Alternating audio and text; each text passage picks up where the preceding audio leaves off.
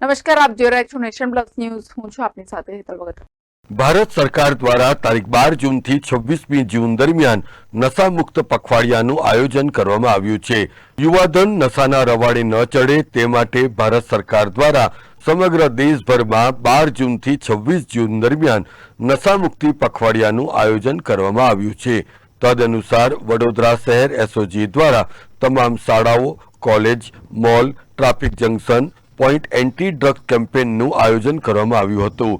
એટલું નહીં પરંતુ વડોદરા શહેર એસઓજી દ્વારા ડ્રગ્સના દૂષણને ડામવા માટે public awareness programme, drawing competition, વક્તૃત્વ સ્પર્ધા, સ્લોગન કોમ્પિટિશન તેમજ ડ્રોઈંગ સ્પર્ધાનું પણ આયોજન કરવામાં આવ્યું છે.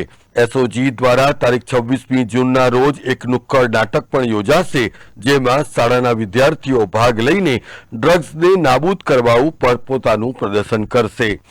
આ અંગેની વધુ વિગત એસઓજી પીઆઈ વિવેક પટેલે આપી હતી. સમાચારોના સતત અપડેટ મેળવવા માટે અમારી નેશન પ્લસ ન્યૂઝની યુટ્યુબ ચેનલને સબસ્ક્રાઇબ કરો, બેલ આઇકન દબાવો અને જોડાયેલા રહો ફેસબુક, ઇન્સ્ટાગ્રામ અને ટ્વિટર પર.